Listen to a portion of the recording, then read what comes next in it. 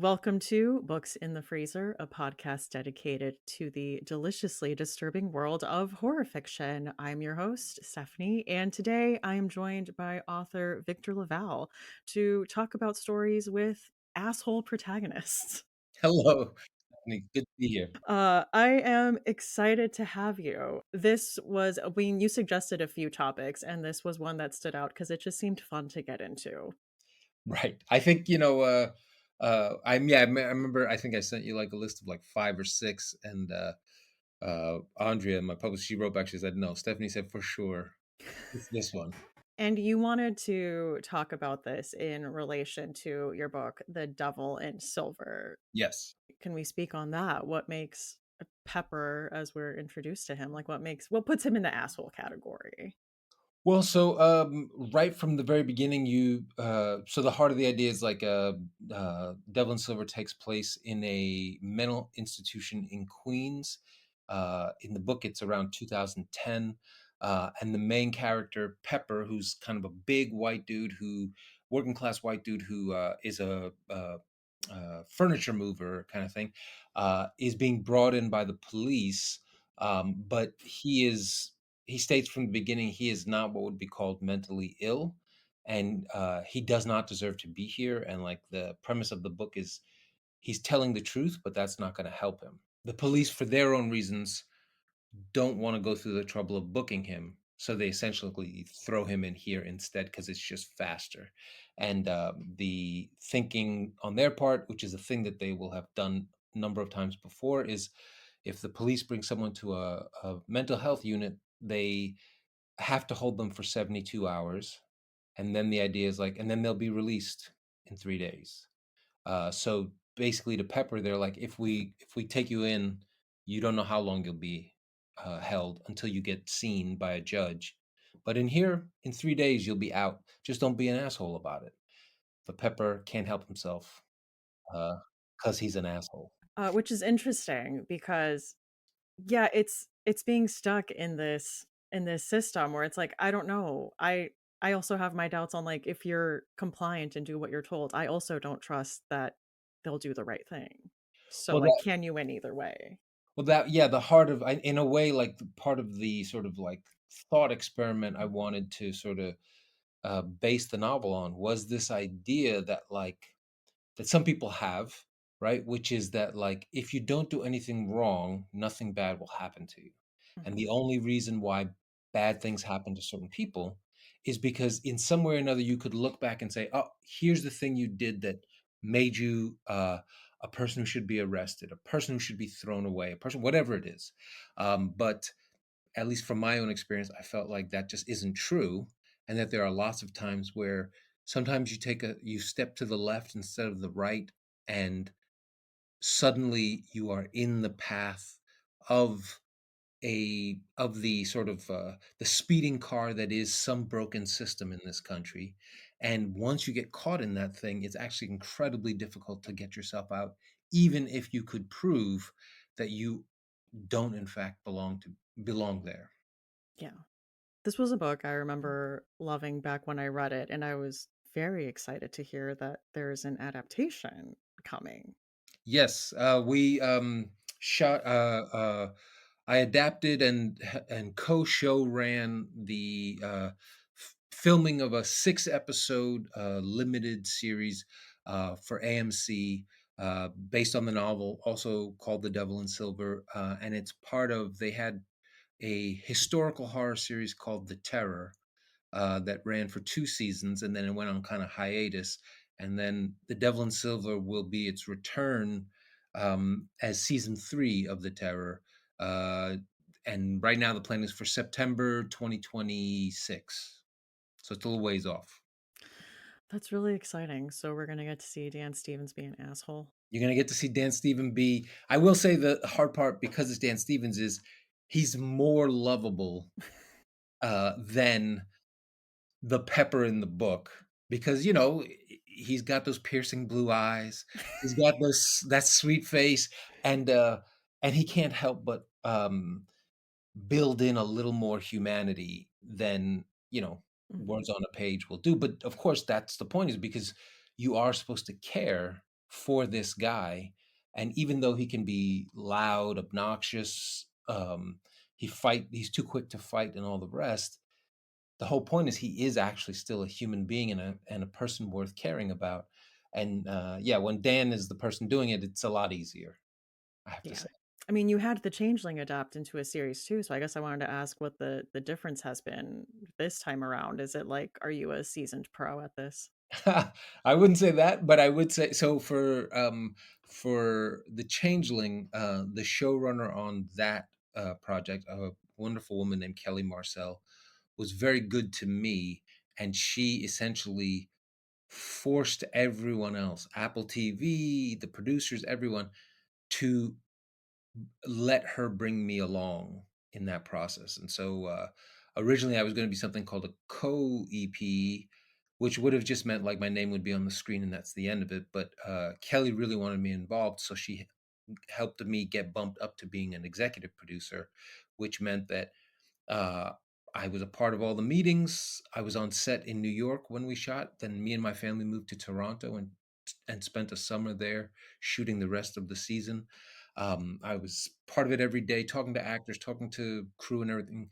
But for all that, I was still, for lack of a better term, like a glorified consultant, right?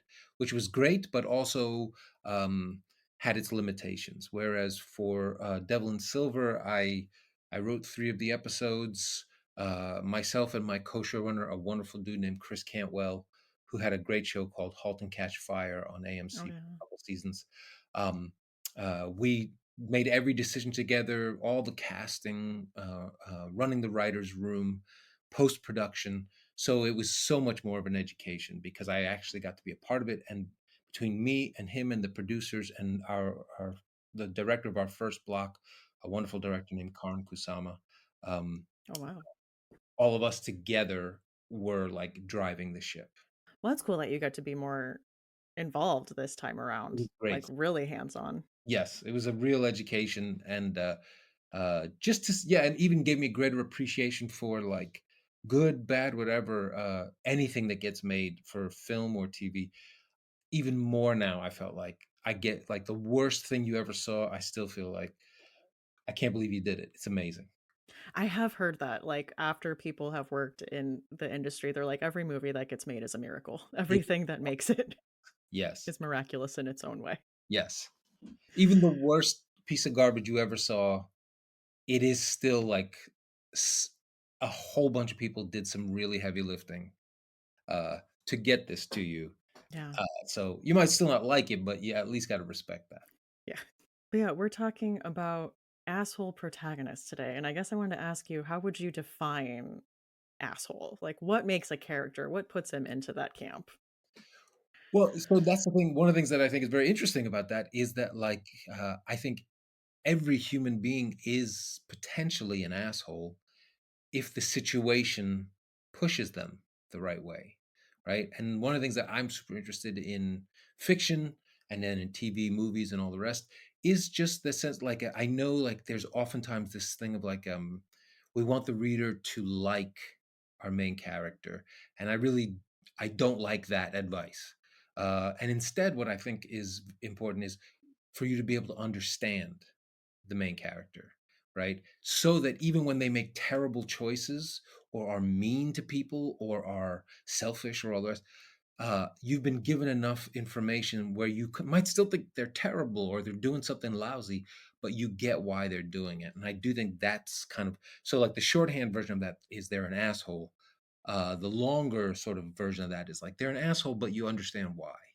And you could Yeah. almost imagine for yourself if you were stuck in that situation here, you might act in some way bad, even if not the exact same version of bad. Yeah. I think one of the first characters that came to mind was Jack from The Shining. Absolutely. Well, certainly, and from I mean, I guess this is the whole Stephen King hating Kubrick's version, right? Is like, at least he redeems himself in the book. But I have to admit, like, so I love both in their own way, but I really do kind of enjoy that Kubrick's point was like, this man is not good and was never good. Yeah. And that there's something really ruthless about that, especially when you discover that Kubrick could be such a terrible person. certainly to Shelley Duvall when they were making that movie, Yeah. you know. So I kind of like that for him, he's just like, there's no redeeming this person, uh, versus King's, where he's just sort of like, he's going to lose, but he's going to sacrifice himself for his wife and kid in a way that makes him good. Yeah. You That know, there is that chance of just redemption for redemption. him. Yeah, exactly. Yeah, but I just always think of like one of the first thoughts we get is him describing the man that's hiring him as an officious little prick, you Yeah. know? Yes. Yeah, and like I mean, I guess oftentimes there's I think there's the criticism that in the movie version you think he's already sort of gone off the deep end right from the beginning, but I don't. But to your point, I think the book is actually doing the same thing. Yeah. He Uh, sucks when we meet him. yeah, but I think that in a weird way, sometimes the people who defend him in the beginning of the book, I wonder, you sort of say like, so how many people do you call officious little pricks? Yeah. Right? Like you're, it's really like every what is it? Every accusation is an admission. Yeah. Well, I was thinking too to like the flat out evil, POV narrators that Mm. I read that are, homicidal maniacs. I find myself laughing at some of their observations. They're like snarky inner monologue at the world around them where I'm like, that's kind of funny though. I get that. Well, I think when it's done, it's best. Like, I think in a weird way, the worst would be an evil person who's not funny, Yeah. right? Because then it would just be grim.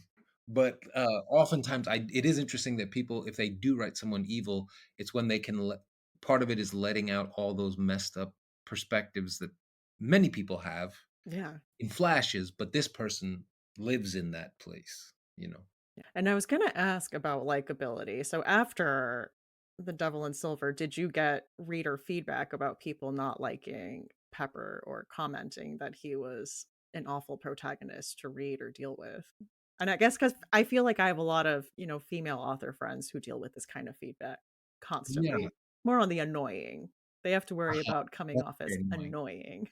Gotcha. Yeah. Well, so I what I got so what I really tried to like stack the deck with Pepper in that so I grew up in Queens, in Flushing, Queens, which is at the time was an incredibly culturally diverse place. So one of the kinds of kids I grew up with was working class white dudes. And so I tried to make Pepper like not the salt of the earth working class white dude that you get in like a movie or something like that, but like the real kids I grew up with who could very easily be like racist, sexist, homophobic, and yet also like, and also quick to be in a fight, like all these things that would be taken as like awful, awful character traits, and are, I'm sure, right? Um, but I wanted to see like, could I take could write an honest picture of a dude like this, because for all of that, they were still kids I loved because I Yeah. had grown up with them, right? So I felt like that love would still be underneath it because I still knew the things in there. Like they were quick to get in a fight, but they'd also get in a fight for you, Yeah. and they'd fight to the end for you. And in my case, like as a black kid, like, and then turn around and we'd trade racial epithets right after the fight. I mean, it wasn't like all sweetness and hugs, um, but I wanted to write that dude and then see could I make people start to see the good in him. And so what I didn't get annoying, but I did get like I had a hard time at first figuring out who I would like, and who I would pull for because I didn't pull for Pepper. I thought Pepper was awful. Uh, Yeah. and so maybe the one good thing is because he's in the hospital on the first page, so you do get to meet a couple other patients who are more sympathetic, even if Pepper is not sympathetic to them. Yeah. He's mean to them, but they are interesting and funny and likable. And so I think there's a way that what I would hear is, who I really liked in the beginning was this character Dory, or I really liked Coffee, and that's who I was into. And in time, I started to see the layers of Pepper. Um, but I think if we had to spend 30, 40 pages with Pepper before he went in the hospital, I don't know that anybody would have read that book. So, Yeah, I could see that. That is something you have to keep in mind, like, how long can we sustain this? Yeah. That's interesting. I wouldn't have thought of that. I mean, certainly it's just a thing that, like, maybe it's also because I teach, I like my day job, I teach writing, and, one of the things that I'm often talking about with my students is, like, how long do you think a reader is gonna take this person? Mm, Like, sincerely, before in the case of what we're talking about, it's less necessarily like, are they likable or not? It's more like, are they gonna do anything? Is this gonna be is a plot gonna show up or an interesting or surprising event or anything like that?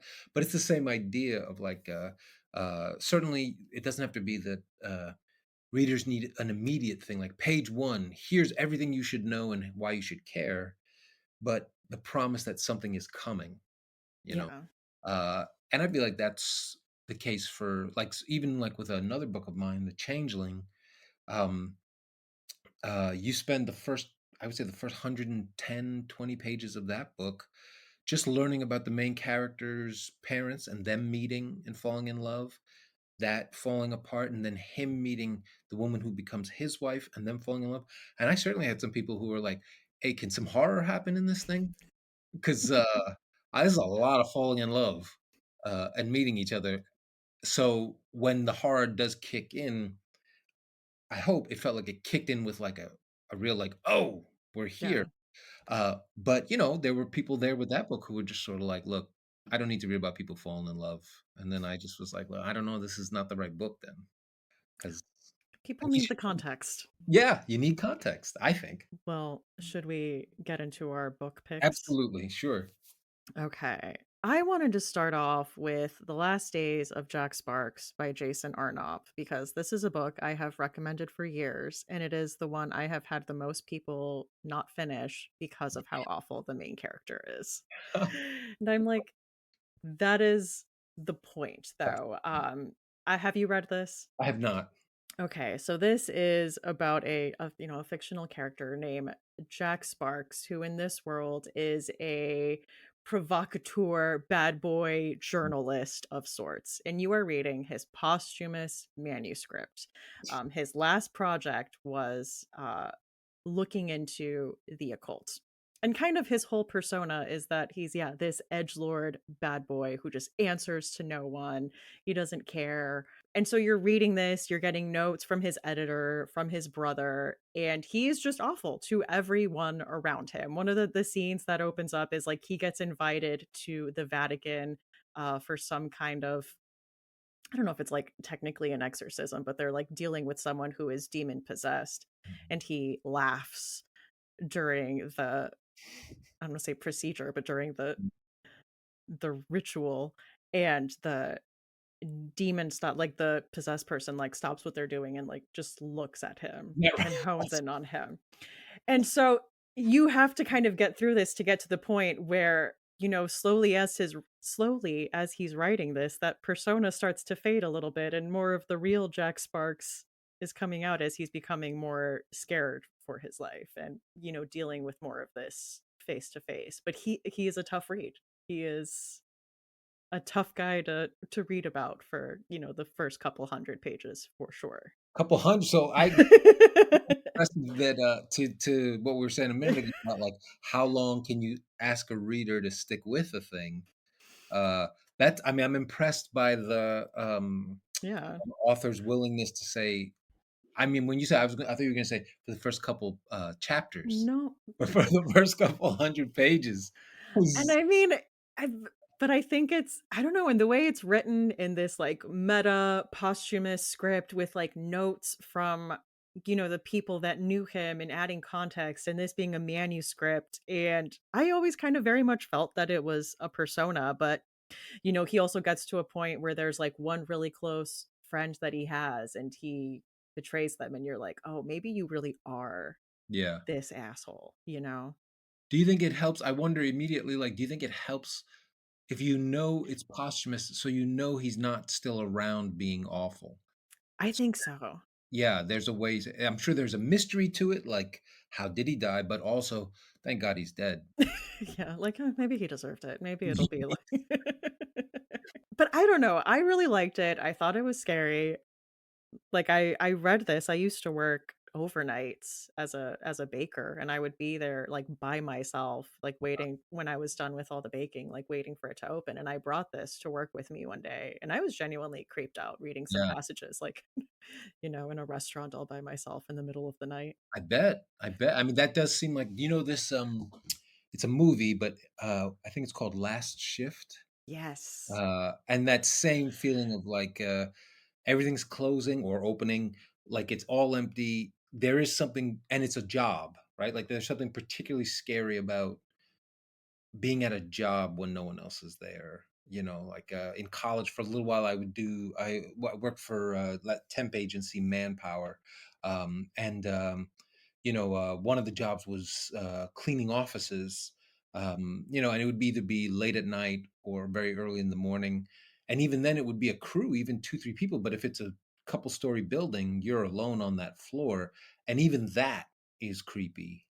uh, you know, because of I mean, I guess just the nature of like you're not at your home, no one's around. And so then to add in and also reading a book that's disturbing seemed, Yeah, yeah, like the equation. yeah. My gosh, one time I worked and the teenagers that were closing forgot to close the back door, Oh I my, guess. I know.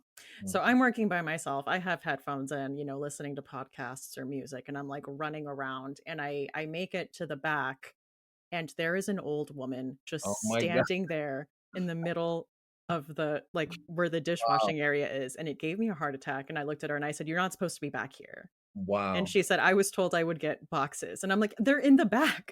Like, they're outside. Please do not come in here." But it Wow. was, like, midnight. That is that is great in retrospect or from a distance, I know. but that is a great live scare, I would Oh, think. yeah. Oh my Good. god. I ripped those headphones off. Yeah. Yeah, did you ever trust, or did you from then on check that back door every shift? I did. Yeah, Absolutely. I'm like, yeah, that's terrifying. And then the hard part, I could see, like, even when she leaves, then you couldn't trust the whole rest of the night probably. You have to, "No." yeah, yeah, that's good. Ugh, creepy. So anyways, all that to say, that is The Last Days of Jack Sparks, which when I read it, I would put in the freezer, like, it did give me Wow. the creeps. Yeah, I don't know how it would hold up now, like, after, I've read so many for horror sure. books since then, but, in that moment, in that setting, everything was perfect. Yeah. It creeped me out. But that's S the beauty too of like of like a writing life, right? Is like I do find I wonder sometimes, like when people talk about like their formative writers, sometimes it'll be like, oh, someone I came to later and they really mattered. But so often, obviously it's like those teenage years when you're reading, or if a parent or somebody older sibling read you something.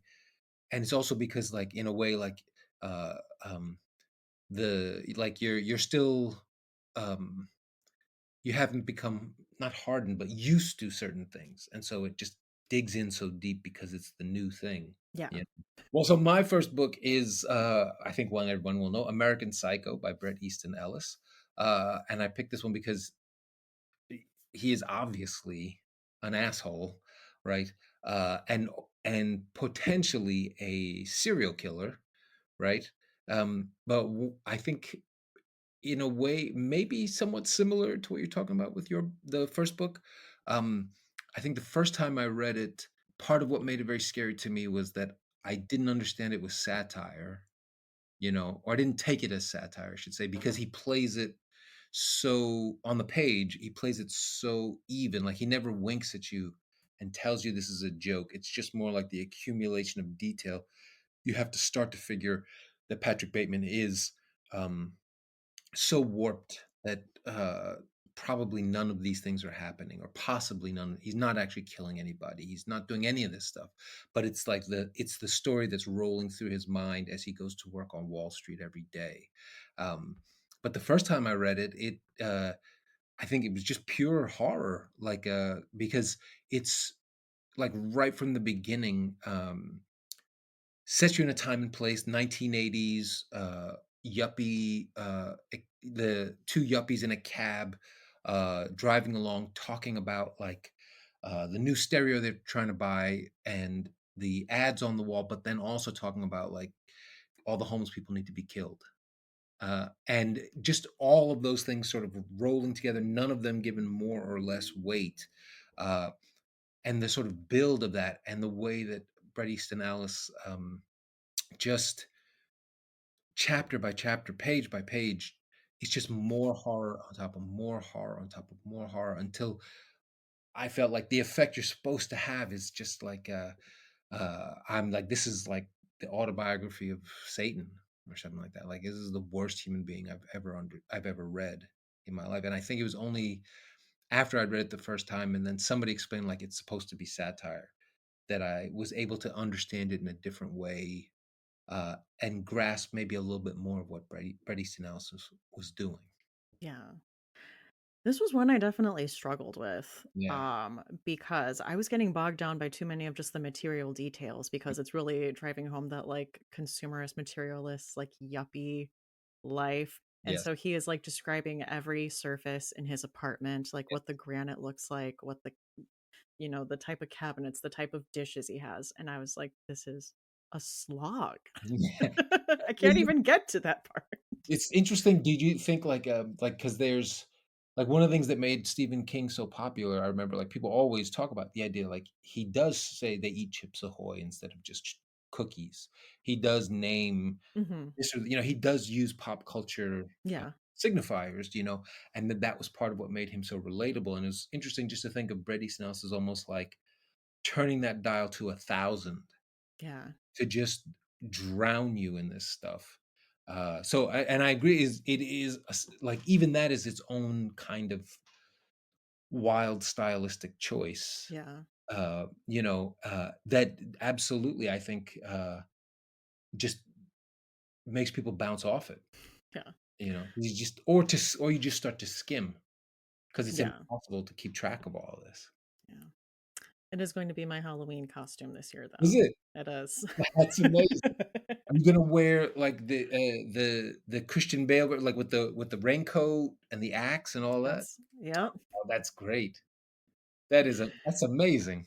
Yeah, I'm excited for it. I bought the raincoat and I was like, You feel ready to kill. I already feel like I ready to put some Huey Lewis in the news on, you know? Will you have the axe as well? Yeah. Nice, very nice. Yeah. And even to speak of adaptations, I do think part of what makes that movie so incredible too is that they didn't blink about how terrible he is and all like that and that what's his name and that I'm forgetting his name Christian Bale, thinking of like maybe potentially the vanity of actors, that he didn't try to find some way to soften it, No. you know that in fact it seemed like he jumped headfirst into how absolutely insane and terrible Patrick Bateman is. He is, and I remember reading that he was so taken aback by, like, the finance bros really taking to Patrick Bateman and liking him as a character. He was like, "Oh, so it didn't work. You Well, didn't get it." him and like the other one, right, is Gordon Gekko from Wall Street. Like the number of Wall Street bros or bros in general who were quoting that greed is good as like, you see, like the Constitution and that speech are the two best American documents. And imagining Oliver Stone wanting to beat all of them with a bat. Uh, Yeah. but that's its own scary thing is like how many people are susceptible to that kind of um, uh, sort of do what you will and don't think of anyone else. Yeah. Yeah. Oh my gosh, that just also reminds me, another work story. After the baking job, I worked at a startup for a Oh, little bit. The one of the younger, bosses was coming around and talking to like the college girl interns we had yeah. for the summer and was like, "We really try to cultivate a kind of Wolf on Wall Street vibe here." That was the pitch. I was like, "Oh Jeez. god." So yeah, I guess there you say again, like that one too. The book and the Belfort guy and the Leo depiction of him. The number of dudes who love that, Yeah. right? Yeah. So, But I do wonder if like there's also the way, like, a part of the reason they love it is this idea, like, you could be like that and face no repercussions, right? Which is even in the movies when they do, like, Gordon Gekko does go to jail, but it barely feels Yeah. like anything, and then even, and and when in the movie version of Wolf of Wall Street, he's at the end, he's still selling, Yeah. like, I mean, the real Jordan Belfort is yeah, literally out here just yeah. hawking But away. and maybe that's true. Maybe the scariest truth of it is what they do know is, particularly because all those guys, it's also a particular economic level and everything. They do get away with it. Yeah. It's gonna be fine for them. Mhm. So that's why in real life, they can be like, "I wanna be like that," because if they can get to that level, consequence free. Ugh, the world we live in. Yeah, really. My next pick is Dark Places by Gillian Flynn. Have you read this one? I have not. I've read a number of her books, but not this. Yeah, I feel like she does like a prickly main character pretty Mhm. well. I'm talking about Amy Dunn on an upcoming episode, so I wanted to do something different for this one. So this is about a woman named Libby Day, and when she was a child, essentially her entire family was murdered in a murder that was called like the satanic sacrifice in Kansas, and her brother went to prison for the murder. She testified. She was like 5 years old. So she is now an adult. And the quote that the book opens up with is, "There's a meanness in me as real as an organ. Mm. And like, if you cut it open, it'll slip out of me, like it'll slither out." Oh, wow. And she, from the beginning, has been essentially supported financially by people who have felt for her as the sole survivor. You know, she has kind of lived off of like donations and appearances and kind of like funds that people have gathered. Mhm. And in the first chapter, she talks about hating uh new victims that are flashier and are garnering this attention, and like now she's being forgotten, like she's not the like cute sole survivor that people feel sorry for. Now there's like new people that need help and are like taking resources away from her, and just things that you're like, how can you think that? But Yeah. of course, like, you know, this is her, to her livelihood.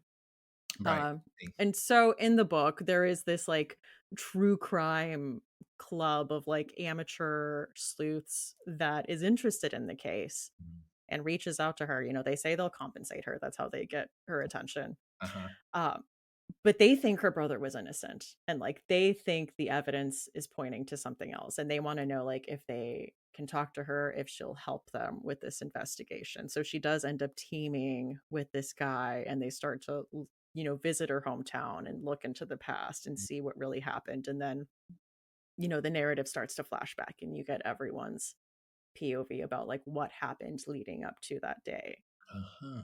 Okay. But she's just such a fascinating main character.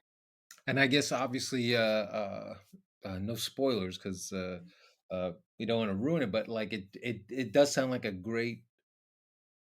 I'm just thinking about Gillian Flynn, like how wonderful she is at this sort of the misdirect, Yeah, right? And sounding like the setup for another great misdirect, right? Like yeah. such an unpleasant person, like, and showing you that right at the beginning. But also, if that's the opening line, feeling like that's its own sort of clue, Yeah. something, right? Like, that's fascinating. Yeah, and last I heard, I mean, I know you have experience with this, so you know how easy these things can fall through, but I did hear that there was another adaptation for this in the books similar to Sharp Objects, where it was going to be like a limited series Series. in the If works. if there's any writer, contemporary writer, who feels like a no-brainer to Yeah. just go ahead and make them Yeah. pretty She quickly. ha- she did get a movie adaptation for this, which I think has been, I think probably of her works that has been adapted, I think the one that was the least successful. So Okay. I think this is one that is, like, ripe for, like, her writing a mini Right. series. Yeah. I see. Who starred in that one? Charlize Theron, and I wanna say Nicholas Hoult. Oh, Yeah. okay. But it, like, slipped through the cracks, like, people don't know about it, you know? And do you feel like it's good but not great, or Yeah, yeah? that's how I felt about it. I'm like, "Yeah, I mean, I guess the plot points are there, but" It's interesting because Charlize Theron, again, to speak of actors, giving credit to actors, does seem willing to be awful. Yeah. In obviously Monster, but then there's also that one where she plays the babysitter who grew up. Oh, I wish I could remember the name. It was written by Diablo Cody, but who did Mm, Juno?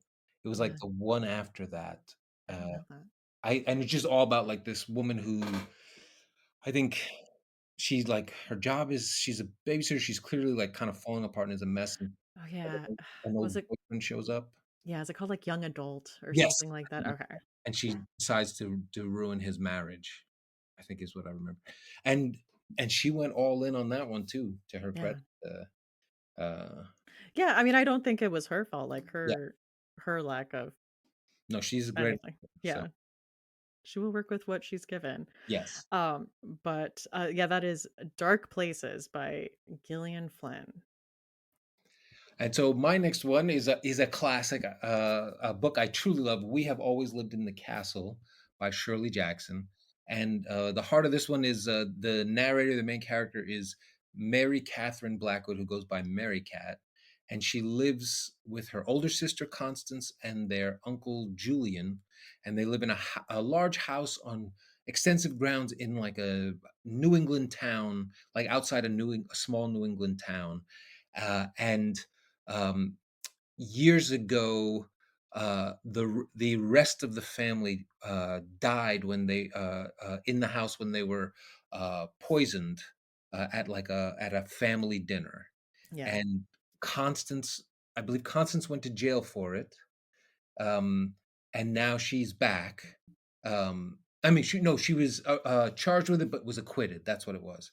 Um, but all the people in the village believe that Constance got away with murder, which is part of why the family, Mary Cat, Constance, and Uncle Julian, why they are ostracized from the people of the town.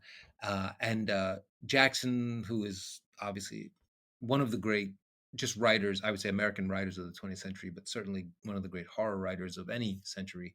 Um, uh, Begins the book. It's just such a smart thing. She begins early, like in I think it's the first chapter. You see Mary Cat, the narrator, who's a teenager. I think she's 13, 14, something like that, maybe 15, um, having to go into town and buy some supplies for the house, and she's immediately like ostracized by the people there. They all look at her like she's from that weird family where the murders occurred, and she's sort of having to scurry away from them as she buys the stuff, and they're almost trailing her, and it creates this great sense of like oh, this poor kid and her family are being hated by the townspeople. But part of the brilliance of that is that like Mary Cat is awful. She's a terrible, terrible child. And but by setting it up that way, it just does such a nice job of like you're so Like, she's the underdog. Everyone's being so mean to you're her. so stuck on that perception uh that it buys you so much time with Mary Cat. And then of course and then Mary Cat is so for all the ways she is awful and opinionated, and I don't want to ruin it for anybody, but has many other flaws, let's say. Um, but the more time you spend with her, she's so idiosyncratic, and she's written with such like wit, and the language is so beautiful that in a way, by the time you realize that she is awful, you kind of like her, you Yeah. know, and think She's an odd little duck. I don't know. odd little kid. Well, and that's I think one of the things that's also so like almost like is very funny as like a if you need if you want to have the kind of people who read books on the side of your character, make them a kind of an outsider weirdo who reads too many books. And all of a Yeah. sudden, magically, readers, the kind of people who read books will be like, I just like that person. I just don't know what it is, but I empathize. Interesting. Yeah, I could see that. I mean, in her I'm case, kind of wondering if that's the case with, like, Joe from You, who, like, is this very literate guy who works at a bookstore, you know? I mean, I think it's like a it doesn't seem like a mistake to me that, so many characters at the heart of books are I mean, I'm thinking about, like, Stephen King and It, right? The Losers Club. There's a very easy way that could also be, like, these 7 obnoxious preteens who blah, blah, blah. But if you compare that to then you have Butch, who's, like, murdering people when he or, like, stabbing a fat kid in the stomach with a knife, the losers are gonna seem like sweethearts Yeah. by comparison, and so it does feel like sometimes like the low-hanging fruit of just make them readers, and all the readers will like them, you know? It's a cheat code for It's a cheat likability. code, I'm telling you, and Write that down, write that down. truly, and We Have Always Lived in the Castle, I it's also, Shirley Jackson, doing such a great I love her for among the many reasons I love her is for her venom about the quote unquote regular people. I love how in all her books she has such disdain for almost everyone. It's to me some of the best and most endearing things about her work is just eventually she hates everyone. And I love Shirley Jackson for that. Maybe because of my own misanthropic heart. Uh, and I love that she does it in a way that is almost always like it's not just mean, it's always funny or cutting or incredibly well observed. And then, of course, she never spares her main characters, Mhm. which helps. Like, it's not that everyone else is terrible and I'm such a sweetheart. It's Yeah, everyone else is terrible and I'm kind of a pill, is almost always her main characters. and I think that's why it works. And I think that's why it works. I think it's exactly why it works. Well, my next pick is A Boy Parts by Eliza Clark. Have you read this I one? have not read this one. We are in the POV of Irina, who is a successful photographer who takes explicit and often violent photographs of men she runs into. And her cover for this is like, well, I am just subverting the male gaze. It's interesting to be in her POV because she truly just has a disdain for everyone, even the people that she considers she has one, I was gonna say her close friends. She has one close friend Mm, who, we see that she just ridicules, thinks nothing of. She does have funny commentary sometimes. Like there's a quote here that made me laugh when I read it. She liked Harry Styles a few years ago, and now she likes that white bread, absolute fucking baguette of a lad from Call Me by Your Name. that's great. That is great. So it's like she says things like that and you're like, "Okay, like that's that's funny." Yeah. Um, but she specifically targets like outsiders and like kind of lonely guys to like, show interest in them and like tell them that she wants them for this modeling job.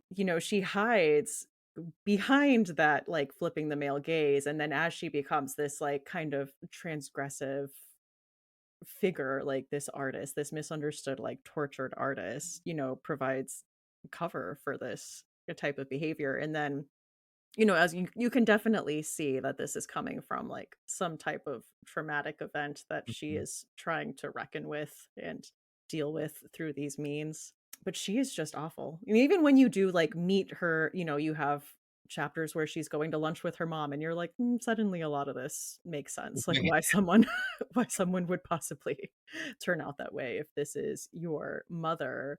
But you also feel like, okay, but every single person you come in contact with, you are awful too. And Yeah. like, And do you feel like in her I feel like of even of the 3 from your choices, does she sounds like maybe the most I mean, I guess without ruining things, right? Like, but like, kinda sticks to her way the most? Like, it sounds like so foundational to yes. her as a character. From what I remember, like, yeah, she is an asshole for like most of the book that you are reading.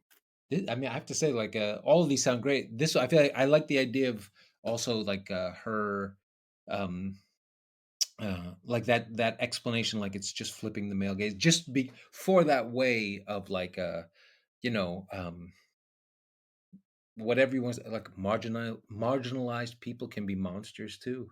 Yeah. And really liking when things acknowledge that and sort of lean into that. Yeah. Because he says like, it's not exclusive to any one group. Yeah. And my last one is a novel called A Personal Matter by an author named Kenzaburo Oe. He's a Japanese writer, won the Nobel Prize, all this kind of stuff. But I really love A Personal Matter because it's his first novel. So he published, I think it got published in the 60s or something like that. Wow. Um, but the premise of this one is the main character is named Bird. It's just obviously a nickname, but it's the only name you know him by throughout the novel. It's a very short novel, but essentially at the beginning of the novel, he and his wife have he and his wife they're married, and she's giving birth to their first child at the hospital. And since this is like it was published, I think in the 60s, so maybe it's set in the late 50s. This is an era where the husband would not be at the hospital with her. Her mother is there with her during the birth, and he's going to get a call to come to the hospital when the time comes, when the baby is born.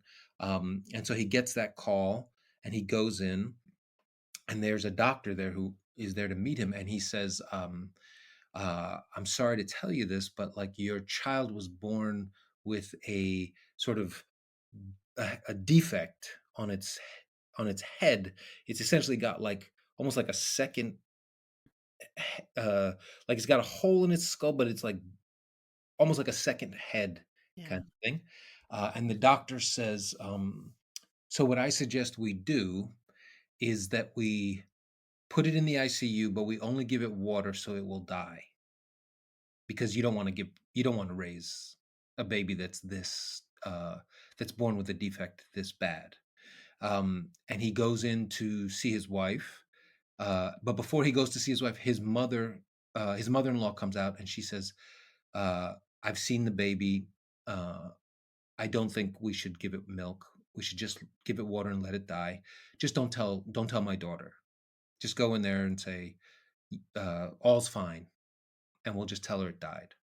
So he goes in. He tells his wife, "I'll be back. I'm gonna go. I'm gonna go back home and check on things or whatever." Um, And so he leaves, giving the doctor permission to just give it water on the drip, and then he leaves. And essentially, most of the novel is what he is doing while he knows in the hospital his baby is slowly being starved. And so what he does is I mean, so that's already awful. But Yeah. then to make it worse, he goes and looks up an old girlfriend.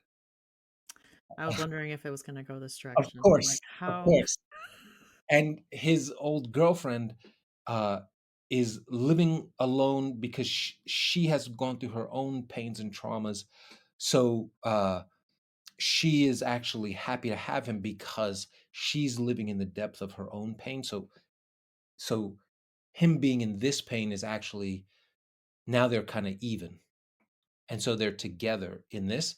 And as a secondary thing, there's like she has a boyfriend who is stalking her, and he's just constantly like outside her window. It gets very weird. But he so that Bird and this ex-girlfriend start making these plans, like when the baby dies, I'm not going to be able to see my wife again, and she's not going to forgive me, so maybe the two of us should just run off and go travel.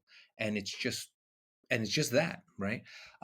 And so uh that's like the novel is the majority of that trajectory, and the whole time this is going on, he's thinking about that baby, trying to make peace with what he's choosing.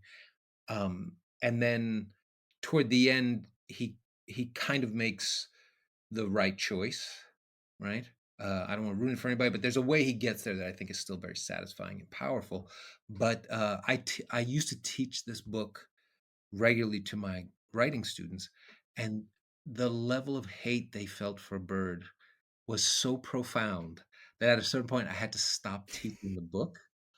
Um, and the only thing whenever we would read the book, we would go through the book. They would hate and they would hate Kenzaburo Away, the author, too, for even coming up with this Mm. book. But then I would share, after we had read the book and discussed it, I would share an essay he wrote. And in the essay he wrote, it was about how his wife gave birth to their first son, who had this massive brain defect. Um, and how in real life, he and his wife raised their child together.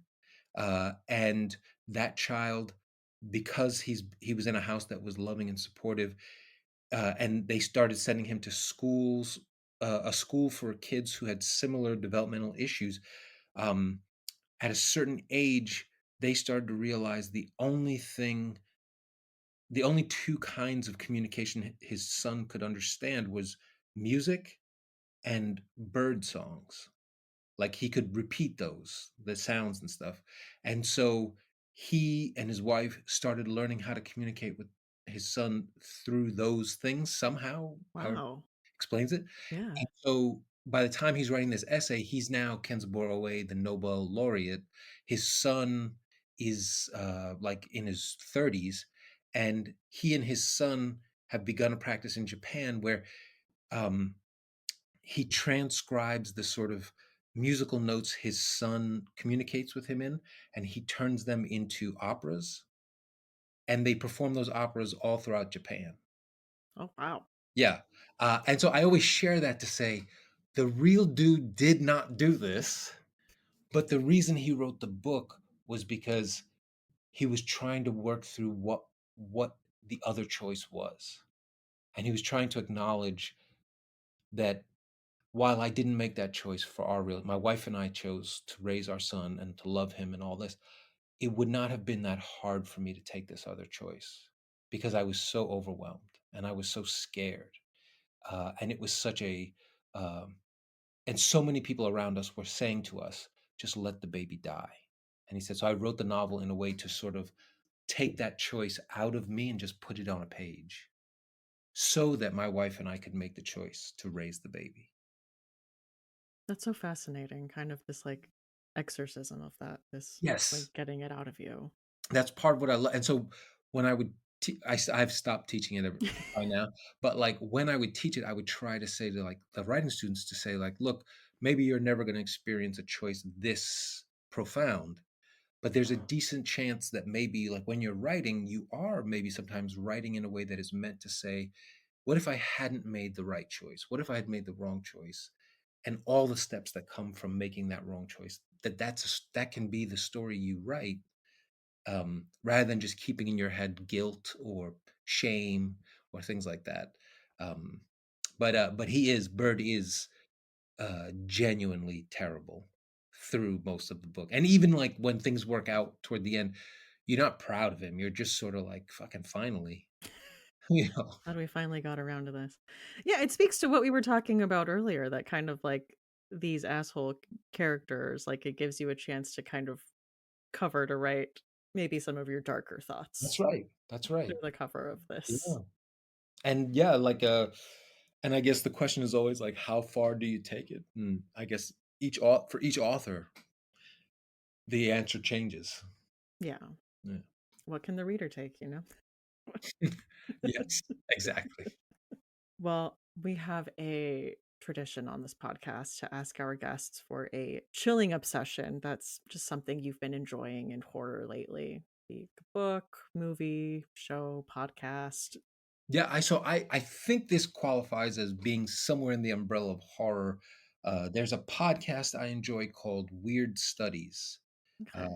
and I really enjoy it because it is this very philosophical sort of these two guys who are very deep into all kinds of philosophy, religion, all the rest, but they're always filtering the conversation through art in some way or another. So they might take Donna Tartt's The Secret History and use that as a jumping off point for talking through like the philosophy of the real and the unreal, the supernatural and the natural.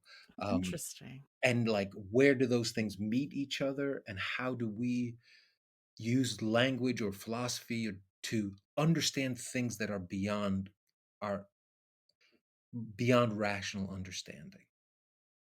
And so I've been listening to it quite a bit, like for the last year or so, and they really jump around. Their topics are pretty varied, um, and I just really enjoy that show. That sounds really interesting. I'm gonna have to look that up. I think you might enjoy it. You have to let if you do, let me I would love to know what you think. Okay. I will let you know. Well, our second tradition is to ask our guests for a final girl song. So if you're the last one standing in a horror movie, what's the song that's playing? What's the vibe? Well, so I'm thinking about like I'm working on a novel now that is set in the 1980s in New York. So I've had a Mm. certain soundtrack playing for a while as I'm sort of getting in the mood. So the song that I would pick is "Night of the Living Bassheads" by Public Enemy. Um, and it's a very sort of like propulsive, like loud, like hard song. So I think it would have to be playing when me and whoever is left are going into the monster's den to kill it one last time. Nice. I love that as a vibe. Just like Let's we put are, this thing to bed. yeah, we're gearing up, we're going down, we're Yeah. facing this. You also had, before we go, new paperback editions Yeah. of 4 of your books, and I love them. I saw, my friend Tiffany post about them at Books Are Magic, and I was like, "Oh my god, I need that." They did such a what, Yeah. give me 1 second because I just wanted to grab a copy because I do not want to, mess up her the artist's name is Yuko Shimizu, and she is an incredibly brilliant artist who did, my novel, The Changeling. She had done the cover for that, and, when we originally thought the Devil and Silver show was coming out this year, the publisher said, "What if we like to almost in tandem with the show coming out? What if we were to say like, look, we got Yuko to do these 4 new covers for 4 of the books, for 4 of the more like speculative supernatural books that I have. Would you be interested in that?" And I said, "Any chance for Yuko to do anything for the books Yeah. would be great." And then when she sent over what she was going to do, I just lost my mind. I thought they were so beautiful, uh, and uh, and so like they all speak to the books, but they're really like artwork of their own. Like they're beautiful on their own. Yeah. And so even though the show got pushed, the publisher just said, "Ah, we got these books anyway. Let's just put them out. They're beautiful." They So, are. yeah, Very striking. really striking, really striking. I feel so lucky that they did that. Okay, so everyone needs to go pick up some new Victor LaValle Yes. copies. All right. Well, thank you so much for coming on here today and talking to me about asshole protagonists. Stephanie, thank you for being open to discussing Oh, the yeah. subject. Books in the Freezer is a bi weekly podcast. We post episodes every other Tuesday, except October, where you get new episodes every week of the month. You can find us on Instagram, Threads, Blue Sky, and TikTok at Books in the Freezer. Show notes for this episode will be available in the podcast description, where I will have a list of the books mentioned, as well as links to my bookshop.org bookshop, where your purchase will support not only an indie bookstore, but this show. If you are looking for ways to support the podcast, consider joining our Patreon community at patreon.com/booksinthefreezer, where you can get early episode releases and access to our new series, The House at the End of Fear Street, where we are making our way through R.L. Stine's 90s teen horror series. It has been a fun journey. We have several episodes out now and several to come. It's been fun. Again, that is at patreon.com/booksinthefreezer. Don't forget that a absolutely free way to show your support for this podcast, and honestly any podcast that you're listening to and loving, is to leave a review and spread the word on social media. Word of mouth is huge for small indie podcasts like this one. So a big thank you to all of you who have taken the time to do that. I have been your host, Stephanie Gagne. Thank you so much for listening, and see you next time on Books in the Freezer.